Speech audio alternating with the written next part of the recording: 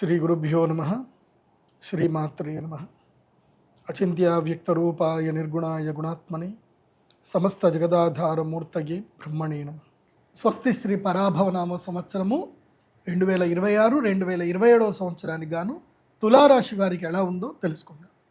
తులారాశి వారికి ఆదాయము 8, వ్యయము 11, రాజపూజ్యం 4, అవమానం 7.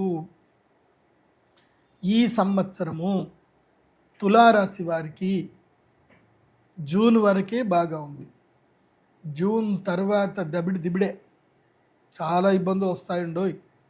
అది ఎలా ఉందో చక్కగా చెప్తాను, వినండి. ఆదాయం 8 అంటే ఇన్ఫినిటీ, ఎంత వస్తుందో అంత పోతుంది, రావడము ఉంటుంది, పోవడము ఉంటుంది. కాబట్టి ఈ సంవత్సరం టార్గెట్స్ అన్ని ఫుల్ఫిల్ చేసుకోండి. మీరు ఏమైనా కొనాలి అనుకున్నా, ఏదైనా ఎంజాయ్ చేయాలి అనుకున్నా, పెళ్ళిళ్ళు శుభకార్యాలు చేయాలి అనుకున్నా, ఏదైనా ఖర్చులు పెట్టాలనుకున్నా, ఇష్టకామ్యార్థాలన్నీ పూర్తి చేసుకోండి. టార్గెట్స్ ఫుల్ చేసుకోవచ్చు ఈ సంవత్సరం తులారాశి వారికి. అది బాగుంది. జూన్ వరకు టార్గెట్స్ ఫుల్ చేసుకోండి. జూన్ తర్వాత మీకు మిథున రాశిలో గురువు ఎప్పటివైతే సంచరిస్తాడో అప్పటి వరకు మీకు అదృష్ట యోగం ఉంది. కాబట్టి జూన్ వరకు లక్ టైం ఉంది, చక్కగా అన్నీ చేసుకోండి. జూన్కి ముందు అక్షయ తృతీయ వస్తుంది కదా, ఆ రోజు లక్ష్మీ పూజ చేసుకోండి, మహాలక్ష్మి యాగం చేసుకోండి, యంత్రం దగ్గర పెట్టుకోండి, అదృష్ట సిద్ధి దగ్గర పెట్టుకోండి. జూన్ తర్వాత గురుగ్రహం ఎక్కడికి వస్తాడు? 10వ స్థానంకి వస్తాడు. 10వ స్థానం రాగానే ఏమైపోతుంది చెప్తాను, జాగ్రత్త వినండి. అది ఎప్పటి వరకు అంటే అక్టోబర్ 31 తారీఖు వరకు 10వ స్థానానికి వస్తాడు. ఆ టైం ఎలా ఉంటుందో చెప్తాను. చంచలమైపోతూ ఉంటారు. అక్కడ పెట్టుబడి పెడదాం, ఇక్కడ పెట్టుబడి పెడదాం, ఆ డబ్బులు తీద్దాం, ఈ డబ్బులు తీద్దాం అని ఉన్న డబ్బులన్నీ తీసుకెళ్ళి మొత్తం అంతా పెట్టేసి మొత్తం కొట్టుకుంటారు. జాగ్రత్త చెప్తాను. దశమ గురు వచ్చాడా, ఉద్యోగ భంగం చేస్తాడు, వ్యాపార భంగం చేస్తాడు. అలాగే మీకు శని కూడా ఎక్కడున్నాడు అంటే మీకు 6వ స్థానంలో శని ఉన్నాడు. అది ఒక విధంగా మంచిదే, కాకపోతే రుణ విముక్తి చేస్తాడు. కానీ పంచమ రాహు ఏం చేస్తాడు అంటే బుద్ధి వికారం చేస్తాడు. బుద్ధి వికారముతో మీరు మోసపోతారు. అది కూడా డ్యూరేషన్ చెప్తున్నాను.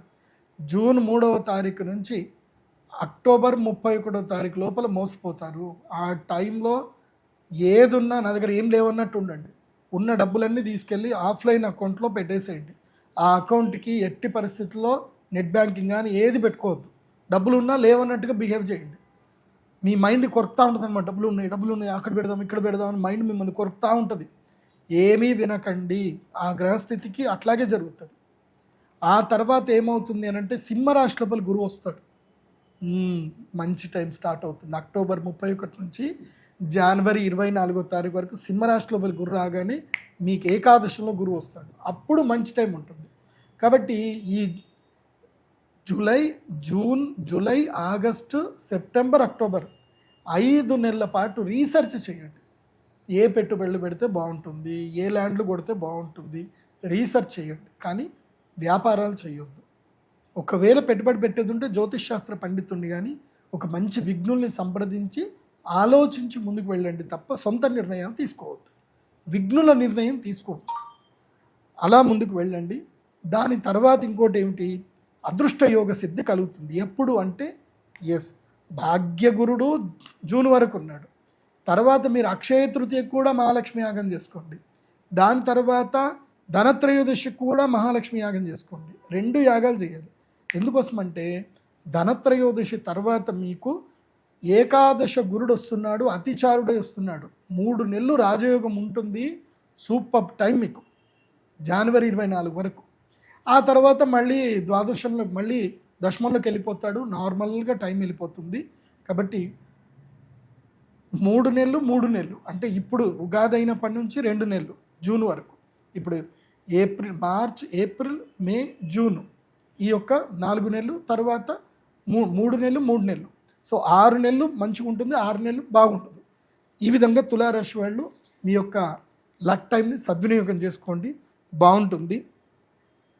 కానీ తులారాశి వాళ్ళకి చెప్పేది ఏంటంటే ఎవరైనా పల్లెటూర్లలో కానీ ఈ ప్లేస్లో ఉంటే నాకు కలిసి రావట్లేదు అనే ఆలోచన ఉంటే కనుక మీరు ఈ జూన్ నుంచి అక్టోబర్ మధ్య లోపల మీరు స్థాన మార్పు చేసుకోవచ్చు. హైదరాబాద్ వచ్చి బెంగళూరు కానీ, చెన్నై కానీ, వేరేదైనా మెట్రోపాలిటన్ సిటీస్కి వెళ్ళి సెటిల్ అవుదాం అనుకుంటే మీరు షిఫ్టింగ్ చేసుకోండి. స్థాన చలనం ద్వారా రాజయోగ సిద్ధి మీకు కలిగే అవకాశం ఉంటుంది తులారాశికి.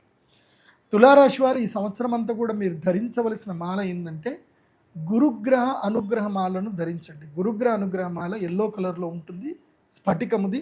ఆ మాలని ధరించండి, అన్ని శుభాలు జరుగుతాయి, భాగ్యయోగ సిద్ధి కలుగుతుంది, అంత బాగుంటుంది.